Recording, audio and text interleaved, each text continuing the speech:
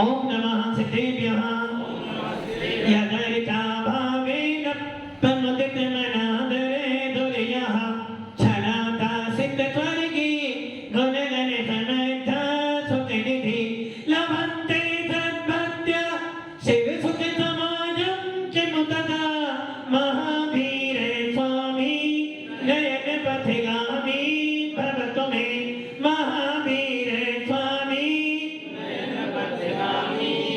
महावीर स्वामी नयनपथिगामी भवतु मे गुरुवापन्तनो नित्यं ज्ञानदर्शननायिका चारित्राणं गम्भीरा मोक्षमार्गोपदेशिका पंचप्रकृष्टि भगवान की एक आदिनाथ भगवान की एक चिंतामणि पार्श्वनाथ भगवान की अंतिम संसर्गपति भगवान महावीर स्वामी की आचार्य श्री कुंद भगवंत की आचार्य श्री विमल सागर जी महाराज की आचार्य गुरुदेव सरस्वती सागर जी महाराज की 3 कम 9 करोड़ मुनि राजों की द्वादशांजलि माता की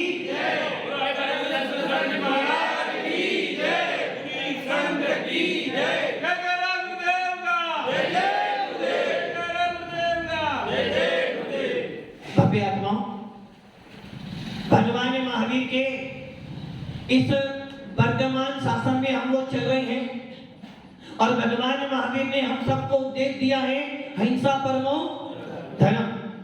और भगवान महावीर ने ये भी कहा है कि जो जैन कुल में बैठा हुआ है, जो अपने नाम के पीछे जैन लिखता है, जो जैन शासन में बैठा हुआ है, अपने नाम के पीछे जैन लिखता है, ऐसे व्यक्तियों को जब भी कोई कार्य करना हो तो उसमें देख ले कि मेरे निमित्त से किसी जीव की हिंसा ना हो जाए।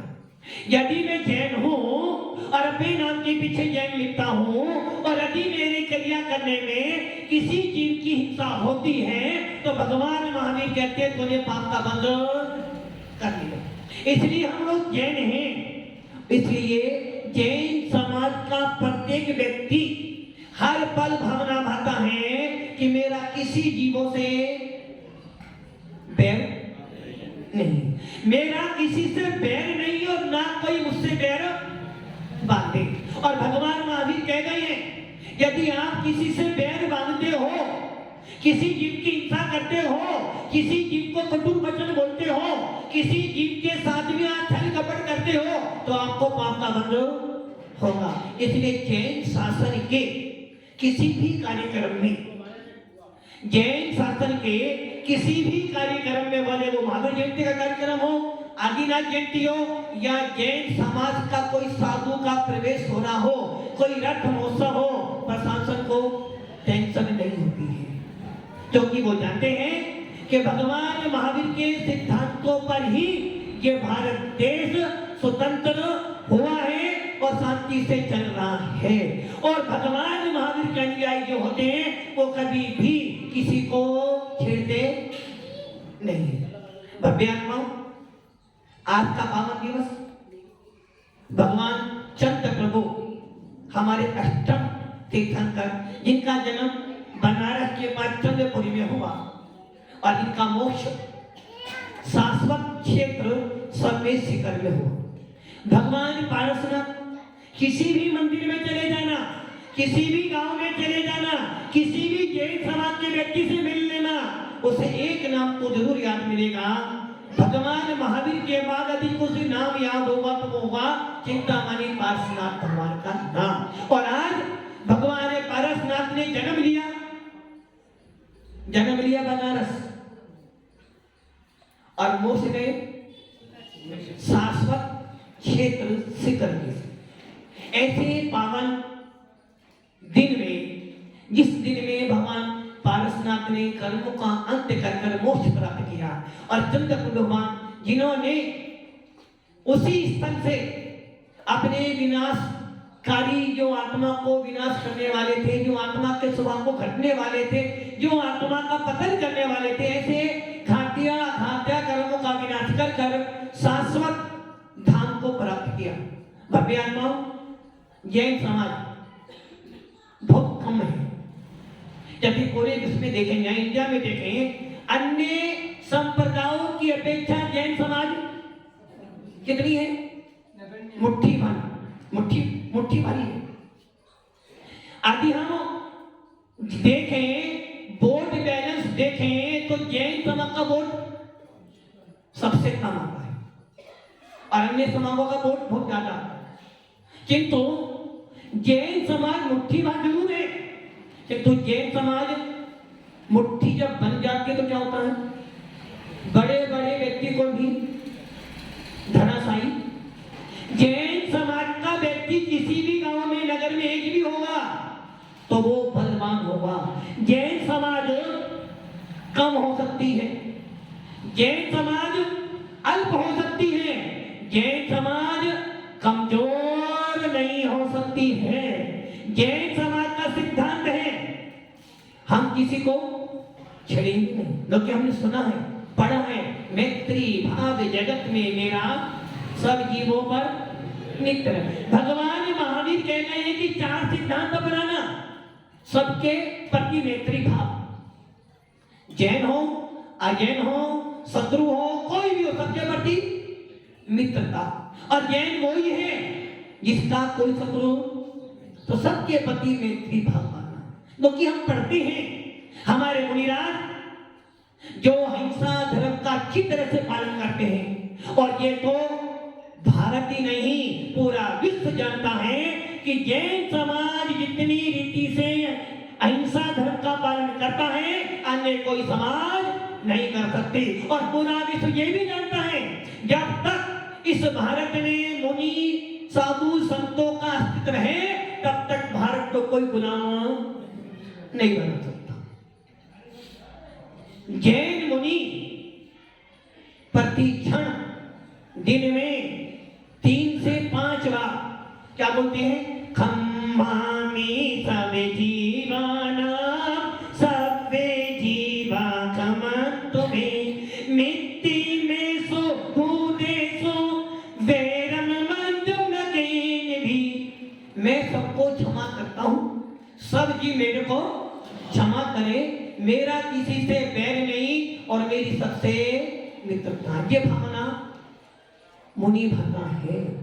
जैन समाज का श्रावक प्रतिदिन भावना लाता है कि मेरा कोई शत्रु नहीं, मैत्री भाव। नंबर 2, गुणी जनों को देखकर प्रमोद भाव की उत्पत्ति करता है। जो जीव दुखी होते हैं उन पर करुणा भाव करता है, और जो जीव समझाने पर भी नहीं मानते हैं उनके प्रति राग द्वेष सबका भाव रखते हैं। किंतु ये भगवान महावीर कह गए हैं, किंतु भगवान महावीर ये भी कह गए हैं जैन समाज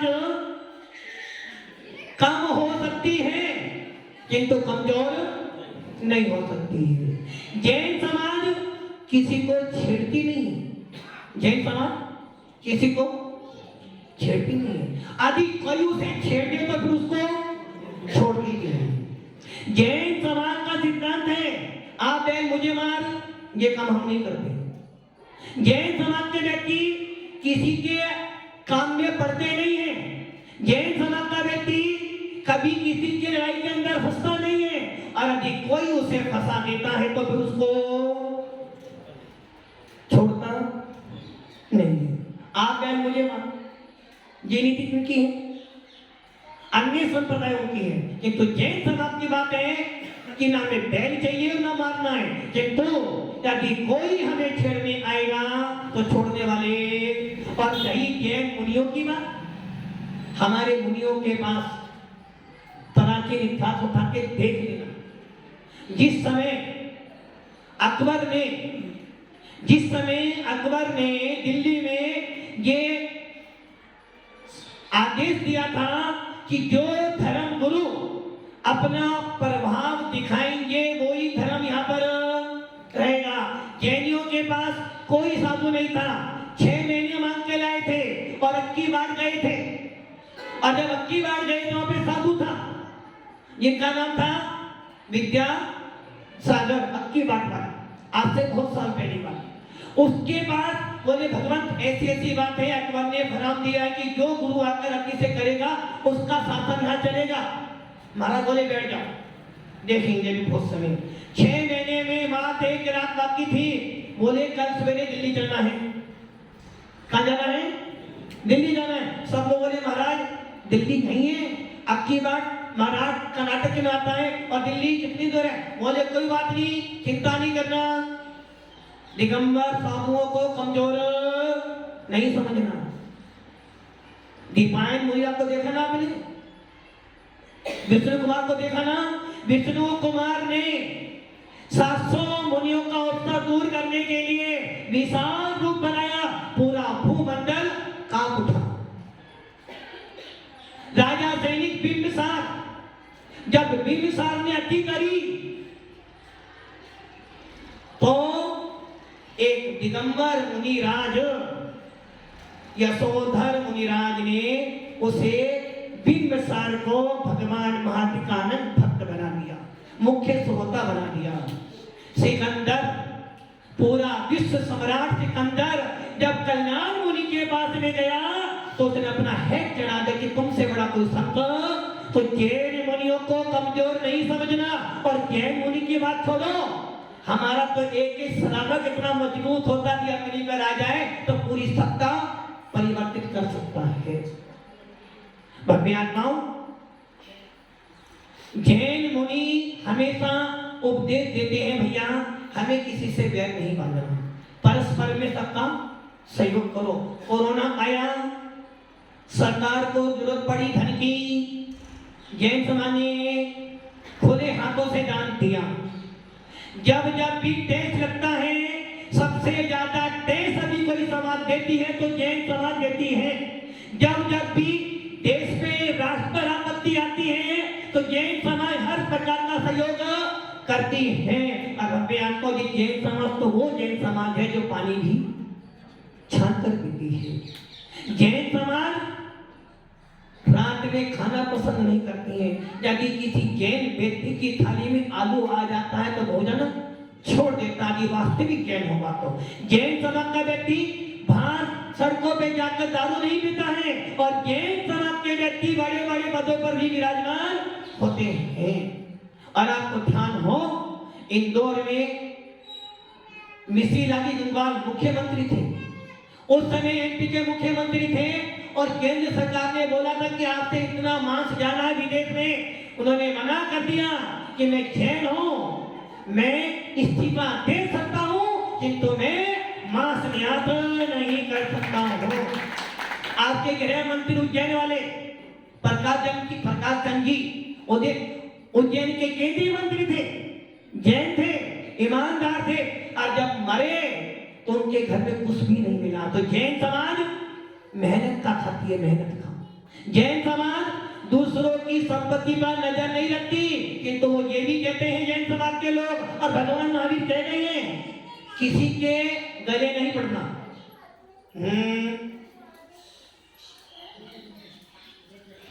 किसी के गले नहीं पड़ना, उपयोग ध्यान लगाओ, किसी के गले नहीं पड़ना। यदि कोई तुम्हें गले पड़ जाए तो फिर उसको छोड़ना भी नहीं। इस अर्थ से क्या हो गया?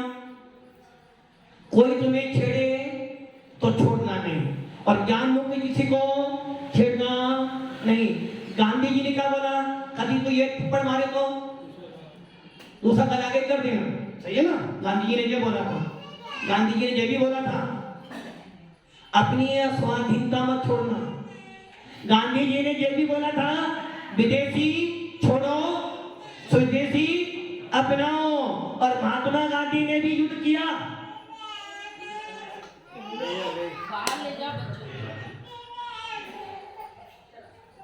महात्मा गांधी ने भले ही जीवन भर एक लाठी पकड़ी, एक छत्ता और एक लंगोटी में रहे, किंतु महात्मा गांधी जो काम कर गया, यदि महात्मा गांधी नहीं होता तो देश में इतनी क्रांति भी नहीं आती। वैसे ही भगवान महावीर कह रहे हैं, गांधी क्या बोल रहे? यदि कोई एक थप्पड़ में मारे दूसरा काल आगे, किंतु भगवान महावीर कह रहे हैं यदि पिता मारे तो दो गाल नहीं पूरा शरीर दे देना, पत्नी मारे तो झुक जाना, किंतु गलती पे कोई मारे तो झुक जाना, किंतु यदि कोई तुम्हें जान मुझ के तुम्हें मारे तुम मारो नहीं। गलती तुम्हारी हो 1000 बात सुन लेना, परिवार के बड़े तुम्हें मारे तो उनकी बात सुन लेना, तुम्हारे से बड़ा कोई तुम्हें छेड़े तो सुन लेना, किंतु यदि कोई तुम्हारे घर को छेड़े, तुम्हारे घर के व्यक्ति को छेड़े तो चुप। जैन समाज कायर नहीं है। भगवान महावीर ने संदेश दिया है, कोई तुम्हें छेड़ता है तो उसको जवाब भी, वो कहावत है ना, ईंट का जवाब पत्थर से दोगे, पत्थर छोटा होगा, ईंट का जवाब पहाड़ से देना, गोली का जवाब बारूद से देना। जैसे यदि कोई पाकिस्तान का व्यक्ति इंडिया पे हमला करे क्या करोगे? चुप बैठोगे ना? हाथों में कह देता भी एक गाल के बाद दूसरा गाल आगे कर देना? नहीं। देश, यदि तुम्हारे अंदर देशभक्ति है तो तुम्हारा कर्तव्य पहले क्या है? एक सिपाही, एक फौजी देश की सीमा पे खड़ा हुआ है। यदि फौजी ये सोच ले, मैत्री भाव जगत में मेरा सब जीवों पर नित्य रहे, तो क्या होगा? क्या होगा? क्या हो जाएगा? जो आज शांति से बैठे हैं देश में सबके सब, चीन ने हाथ उठाया तो भारत ने उसका हाथ नीचे नहीं किया। हमारा जैन शासन कैसा है, हमारी भारत कैसा है, यदि तुम हमें छेड़ोगे तो हम हाथ ऊपर नहीं करेंगे, तुम्हारा हाथ ही। ऐसी भगवान महावीर कह रहे हैं,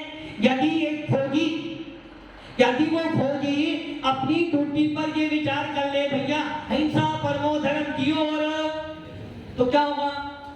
फौजी भी जाएगा और देश भी जाएगा। आदि टीचर स्कूल में पढ़ाई कराते समय चले भैया बच्चों को मारना पाप है, भगवान महावीर कह गए हैं, तो पढ़ाई बच्चा कभी, यदि एक माँ ये विचार कर ले कि मेरा बच्चा बिगड़ रहा है, मारना पाप है, तो बच्चा कभी नहीं सुधर सकता। उसी प्रकार भगवान महावीर कह रहे हैं, यदि कोई तुम्हारे देश पर, कोई तुम्हारे धर्म पर, कोई तुम्हारे गुरुओं पर और कोई तुम्हारे परिवार पर यदि उंगली उठाता है तो उंगली क्या करना? फिर ये मत बोलना जियो और जीने दो। भगवान महावीर कह रहे हैं, जैन शासन कायरों का नहीं, क्षत्रियों का शासन है। तलवार उठाएंगे नहीं, और यदि उठाएंगे तो नीचे।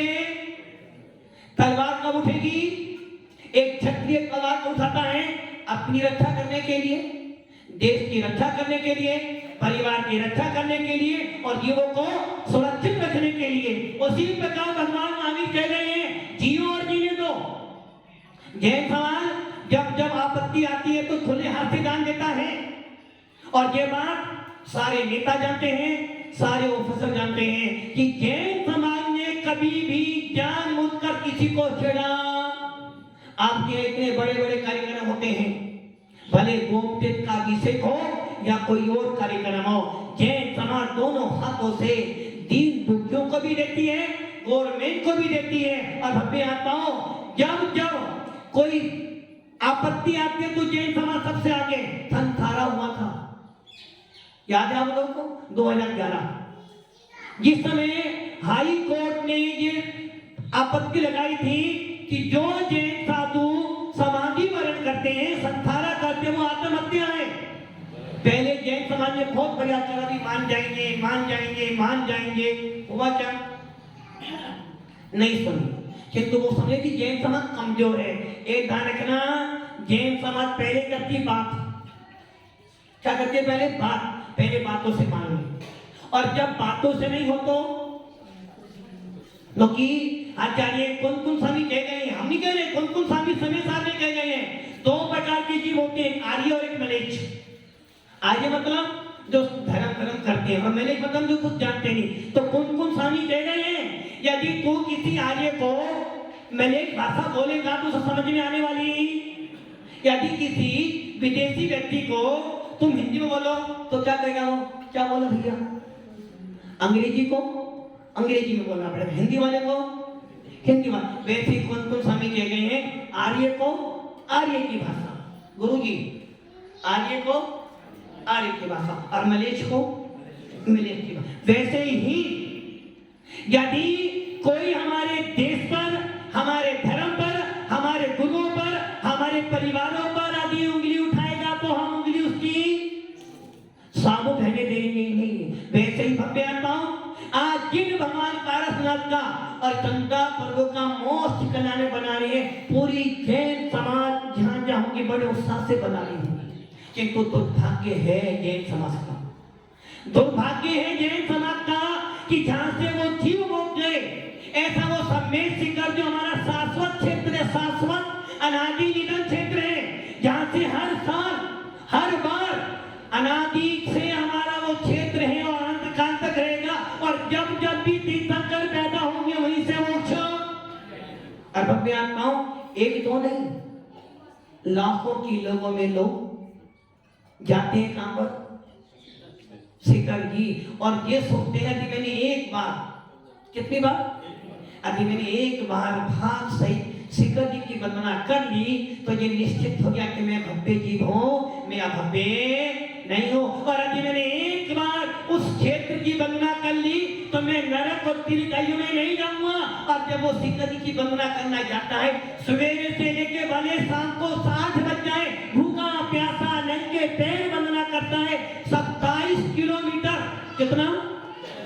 छोटा हो या मोटा हो, बच्चा हो या बूढ़ा हो, पुरुष हो या स्त्री हो, और जब वंदना करने जाता है तो उसके भाग ऐसे लगते कि बस यही मोक्ष और यही स्वर्ग है। ऐसे पावन पवित्र क्षेत्र पर जहाँ अनंत मुनियों ने साधना की हो, जहाँ पर हर बार तीर्थंकर पहुंच जाते हो, ऐसे पवित्र पावन क्षेत्र पर जैनियों की श्रद्धा जुड़ी हुई है। मुसलमान के लिए सबसे पवित्र क्षेत्र कौन सा था?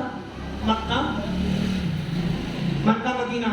और वहां मुसलमान जब जाता है ना,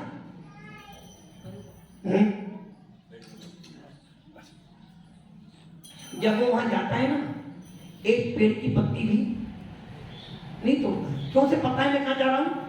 अपने उस धाम पे जा रहा हूं जिसकी धूल माथे पे लगाने मात्र से ये भव तिर जाता है। ऐसे उस मक्का मदीना पर जाने पर उसकी श्रद्धा बनती हिंदुओं के लिए।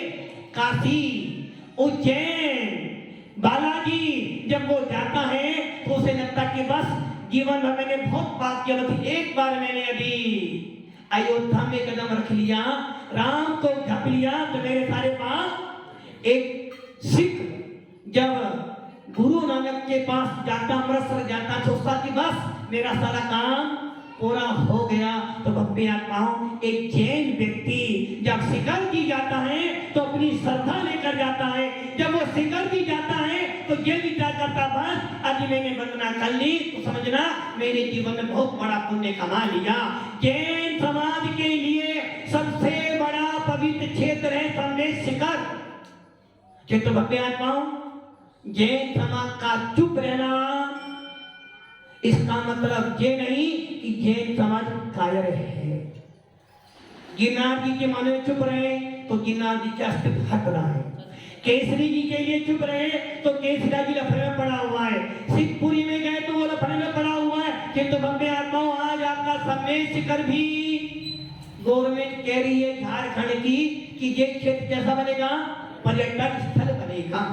आप देखो, एक तरफ तो केंद्र सरकार कहती है स्कूल जहां पर हो, जहां कॉलेज हो, जहां अस्पताल हो, उसके आसपास में मांस, दारू की दुकानें नहीं होनी चाहिए। उत्तर प्रदेश के अंदर जब चलती थी साइकिल और हाथी चलता था, उस समय लड़कियों को अकेला जाना भी खतरे में लगता था। जब साइकिल चलती थी, लैंटेन चलती थी, तो व्यापारियों को डर था कि मेरी दुकान कब उड़ जाएगी, और चोरी का मौका मिलता था सारा, सब जानते। किंतु जब योगी आया, योगी ने क्या कर दिया? भैया भारत किनका है? हिंदुओं का।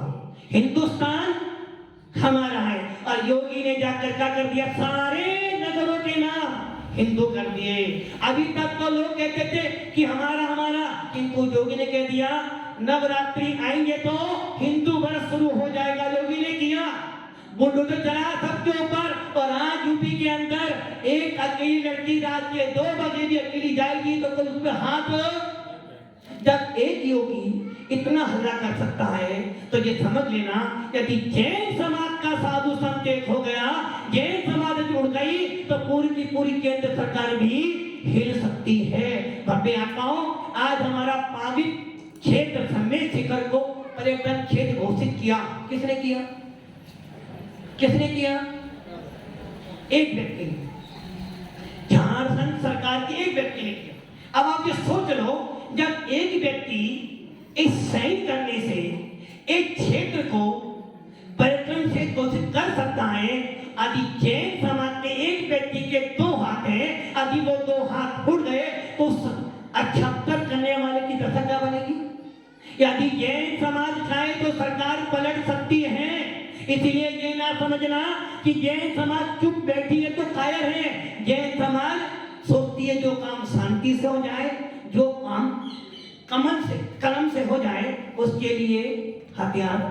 किंतु जैन समाज की चुटकी को सरकार छोड़ने में ले रही है। भूल गई वो संथारे वाली बात। जब संथारा पे आपत्ति आई थी, जैन समाज ने पूरा केंद्र हिला दिया था। और आज हमारे क्षेत्र को, जिस क्षेत्रों पर मुनिराज जाते हैं, साधना करते हैं, जिस क्षेत्र पर जैनियों की आस्था बनी हुई है, ऐसे क्षेत्र को पर्यटन क्षेत्र घोषित करोगे, वहां पर क्या होगा? लोग जूते चप्पल पहनकर जाएंगे। लोग सरकार कह रही है, मोदी जी कहते हैं नहीं, शाकाहार हमारा हिंदुस्तान, सबका विकास हमारा विकास। एक तरफ तो मोदी जी केंद्र में बैठ के कहते कि शाकाहार लाओ, योगी जी यूपी में बैठ के शाकाहार लाओ, और एक तरफ आप जैनों की आस्था के केंद्र को पर्यटन क्षेत्र घोषित करोगे, वहां पर क्या होगा? ये बात खुलेगा, लोग मांस खाएंगे और जूते चप्पल पहन। जिस हिंदू मंदिर में जूते चप्पल पहन के जाना बना है, तो भव्य आत्माओं, जैनों का क्षेत्र नहीं है क्या? अरे आपने उसको पर्यटन क्षेत्र घोषित किया, आपको ये कहना चाहिए था। भूल गई केंद्र सरकार, झारखंड सरकार भूल गई, जिस समय लालू प्रसाद यादव मुख्यमंत्री था। आचार्य विमान सागर जी महाराज ने बोला ना लालू, ये क्षेत्र जैनों की आस्था का केंद्र है, इसको कभी भी गंदा नहीं करना। लालू ने बोला था, जब तक मैं हूं तब तक क्षेत्र पर आपत्ति। भव्य आत्माओं, हम दिगंबर श्वेतांबर हैं, ये बात अलग है, किंतु यदि कोई हमारे क्षेत्रों पे आपत्ति करेगा तो हम सबके सब एक हैं। इसलिए रही पैसों की बात, हमारी जैन समाज की बात छोड़ो, हमारी जैन समाज का एक व्यक्ति इतना समर्पित है कि पूरा पैसा दे सकता है। मतलब कि हम धर्मात्माओं से, धर्मस्थलों से आमदनी करना चाहते हैं। सरकार मांगों के लिए टैक्स फ्री करती है, गवर्नमेंट मुर्गी खानी खोलने के लिए उनको पैसा देती है, किंतु आप एक तरफ तो कहते हो कि शाकाहार लाओ और दूसरी तरफ अरे आपको बंद करना है तो ये मांस की दुकानें बंद करो, आप शराब की दुकानें बंद करो। तो आप क्या कर रहे हो? भारत में रहते हुए ही भारत की आस्था से खेलते हो। मतलब कि आपने सम्मेद शिखर को पर्यटन क्षेत्र घोषित करा, मात्र साइन करने से। इतनी कमजोर जैन समाज नहीं है, किसी भी संपत्ति, किसी भी धर्म की संपत्ति पर किसी गवर्नमेंट का अधिकार नहीं। इसलिए आप सब चुपचाप ना बैठे। और ये बात सत्य है, भले ही आपने साइन कर दी है, किंतु साइन करने से, सरकार के साइन करने से हमारा क्षेत्र कभी भी ऐसा नहीं हो सकता। इसलिए हमारा क्षेत्र पवित्र है और हम जैन समाज मजबूत हैं।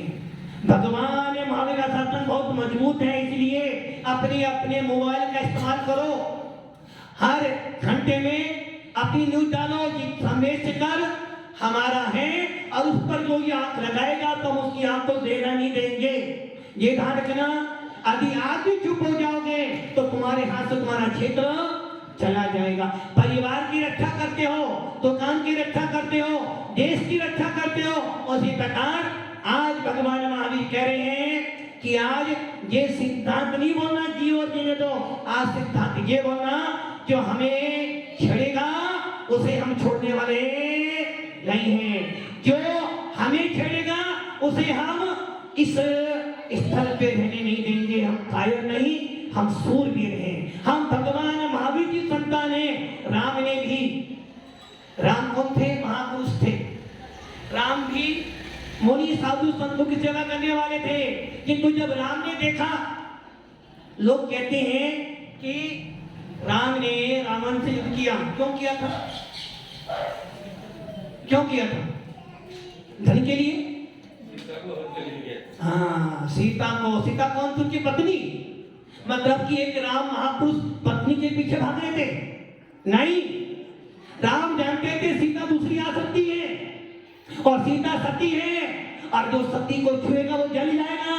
किंतु आज रावण ने सीता उठाई है, कल अनेक रावण होंगे सीता को उठाने वाले मिल जाएंगे। इसलिए रानी की, स्त्री की सुरक्षा करने के लिए रावण ने राम से युद्ध हुआ। उसी प्रकार भव्यात्म महावीर कह गए हैं, जिन शासन तुम्हारा है, इसलिए कायर बन के नहीं बैठना, अपने में संकल्प कर लो, शिखर जी हमारा है, और जो शिखर जी पे हाथ उठाएगा उसको हम जीने नहीं देंगे। बस यही हमारा सिद्धांत है, जियो और जीने दो। कब?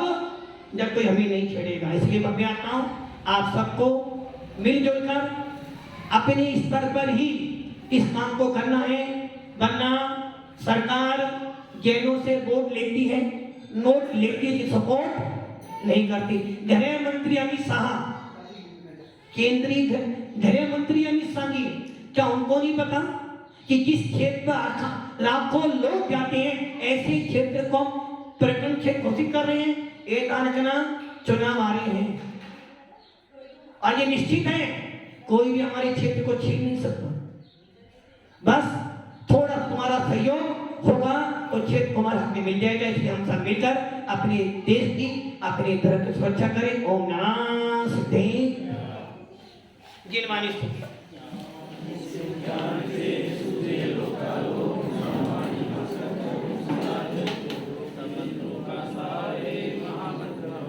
सब मिल करके जपो महामंत्र नवकार।